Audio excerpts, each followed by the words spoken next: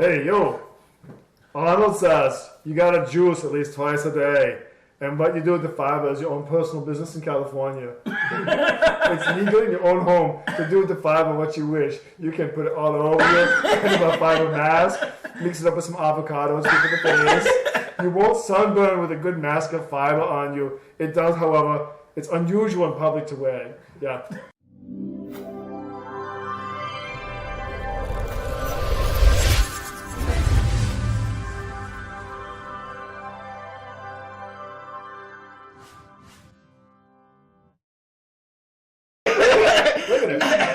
Coming off her, man. She is creating it from within because she's juicy. That's right. Energy from within. Look at the glow of the right. The wine. All right. So my name is Iris Brion, and I'm the founder of Soul Food Nutrition. That's a nutrition company in which I do a variety of different things, including nutritional coaching, as well as some dietary and nutrition cooking workshops. And then lastly, I do recipe development for people with food allergies. I work with grocery stores and farmers markets to use not only their food, but also to revise recipes to be more inclusive for people who have food allergies and food intolerances. So those are the things that mostly that I do. I do some other things as well. As you mentioned, stand-up paddle boarding. Paddle boarding. Not paddle boat. Yes, paddle boarding. And also I'm an avid surfer. Let me talk a little bit about the difference in the Huron and what that does.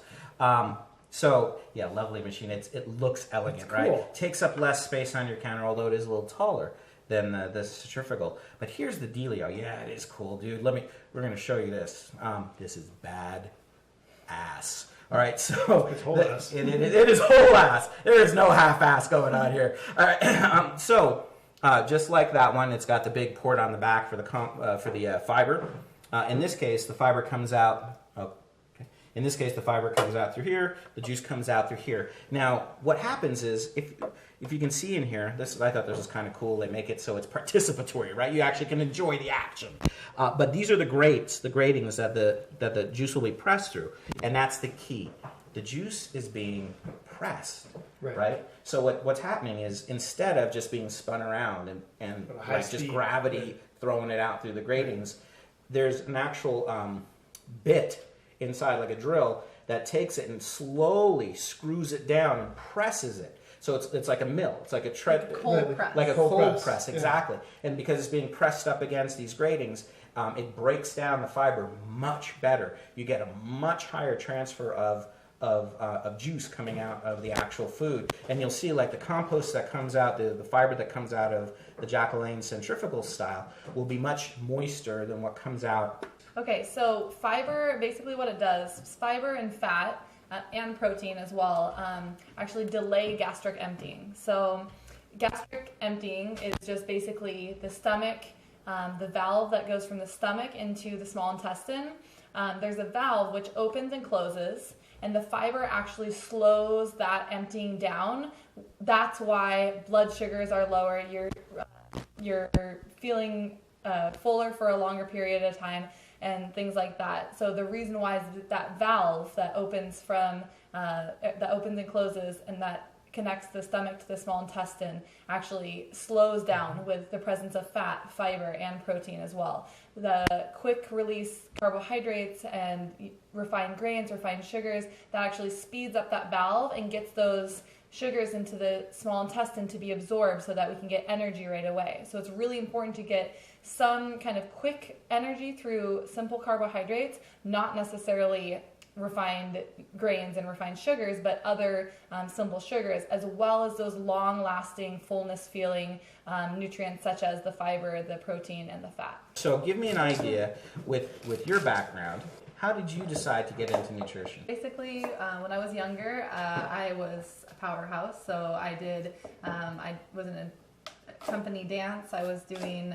performances all the time. I did tennis and swimming and, really, really challenging high school, college style prep and stuff like that. And I realized that I was pretty much eating every minute of every day, and people nickname me Pantry, which is still sort of the case. But the thing is that, when you're eating all the time and you don't feel like you can get enough food in your system, you try to figure out different ways in which you can delay that gastric emptying that we talked about earlier with the fiber. So, I was eating a lot of carbohydrates, and everyone says athletes need to eat a lot of carbohydrates.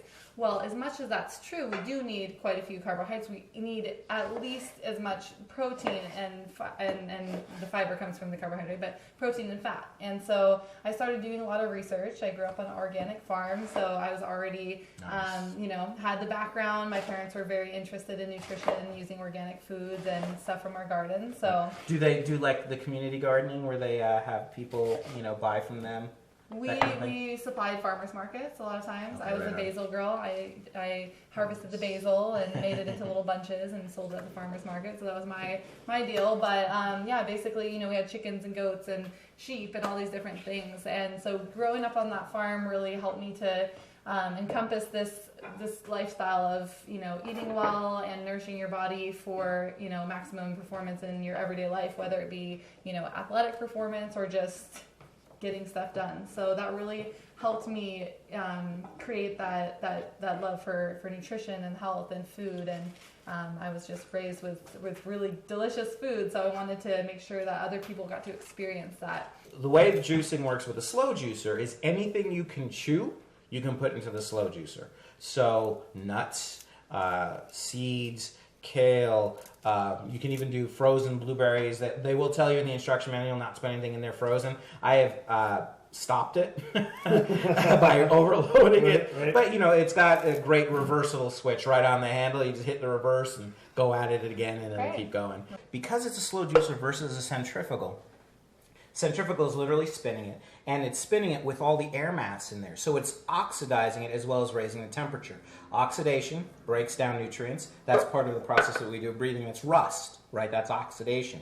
Also, because it's being spun, the temperature is being raised, so some of the nutrients are destroyed in the process. Slow pressing minimizes the oxidation, minimizes the spinning, so it's retains so much more of the nutrients. Plus, because it's being pressed up against the grate, the fibers are being broken down. So much more of the nutrients actually come out of the cells. You can see how what's coming out of here is very dry.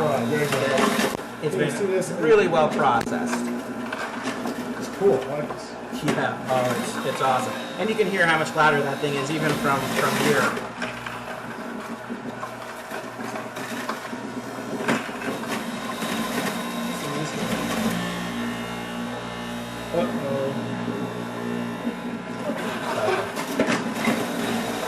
All right, now something else you'll notice, it really is important to use the press here, because that's the only thing applying pressure to the centrifugal force. Here, all you do is drop it in. The auger will actually grab the stuff and pull it in.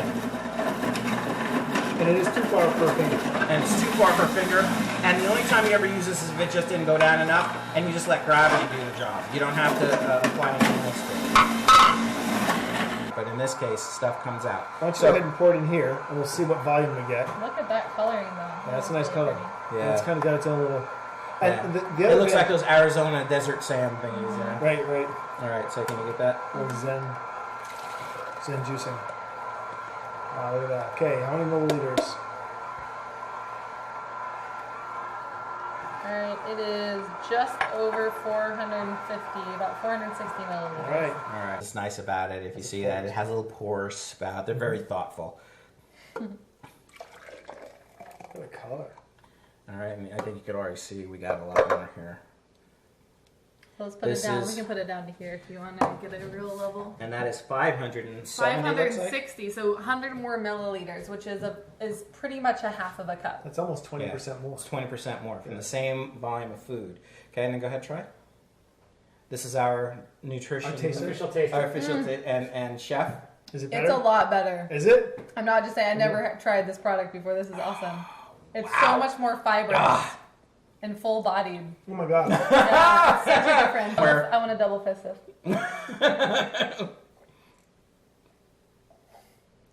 It's so different. Totally different. Totally different. Yeah. We'll put it in a clear container here. I mean, Look at those chunks. chunks. There's Chunks stuff of that never got cabbage. juiced. Chunks of carrot. Look at this carrot. Never even got touched. Look at that. Yeah, went right through the And look at the kale. almost all the kale is still it chopped it up, but it didn't in any way juice it. So look at the difference here. And I didn't even hardly get all of that out of there. That's crazy. You know, Jack Lane was great in his day. I love Jack Lane. Jack Lane is a friend of mine. This is no Jack LaLanne. The last phase of this, which is how long does it take for me to get out of the kitchen now that I've created this juice? In other words, how long does it take to clean up, break down? Yep. Okay, very, very simple. This is one of the other things I like about the Hummer. Slight twist to the left, whole top of the mechanism comes off. You can see if you've done it correctly, there's nothing clean. This is done. We'll move it. Exactly. Bang. Right? Now, so we've got this part here. There's going to be just 4 parts. Your lid, slight twist, pops right off. And then here's where you can see all the magic happens. This is the juice, where the juice comes out, right? This is the biggest thing. The fiber will tend to get caught in here. We'll show you how quick that cleans out in a second. Okay, here's the piece that squeezes your juice out. Here's the grate, and here's the auger. So you can see what it does is it pushes the stuff down and grinds it against it. Okay, but in terms of cleaning, super quick, right? Especially if you're in between. Yeah, especially if you're in between cleanings. About once a week, I'll clean it with, dishwashing liquid and really get in there. But as long as your hands are clean, they even provide you this handy-dandy tool. All right, but it's just a matter of a quick scrub. Something else you can do actually with the leftover fiber, you can actually make that.